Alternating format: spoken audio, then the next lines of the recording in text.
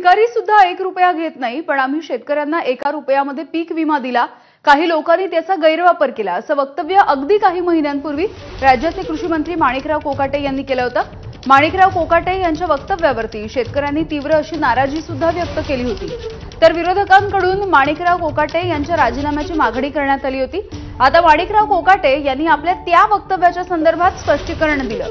शेतकऱ्यांकडून 1 रुपया शासन घेतं, शेतकऱ्यांना 1 रुपया आम्ही देत नाही, म्हणजे भिकारी कोण? शासन आहे, शेतकरी नाही, असं वक्तव्य आज माणिकराव कोकाटे यांनी केलंय।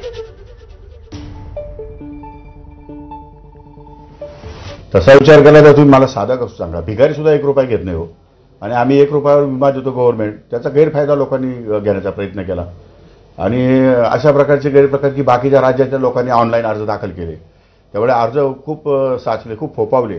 पण प्रत्यक्षात चौकशी केल्यावरती आम्हाला कळलं की आम्ही 4 लाख अर्ज हे नामंजूर केलेले आहेत।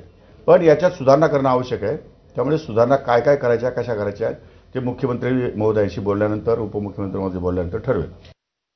प्रश्न असा आहे, शेतकऱ्यांकडनं 1 रुपया शासन घेतं, शेतकऱ्यांना 1 रुपया देत नाही आम्ही।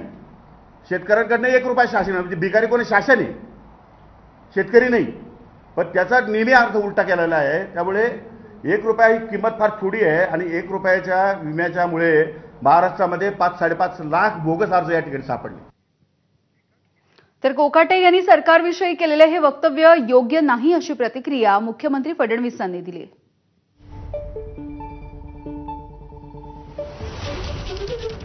असं वाटतं की जर त्यांनी असं वक्तव्य केलं असेल तर मंत्र्यांनी असं वक्तव्य करणं अतिशय चुकीचं आहे।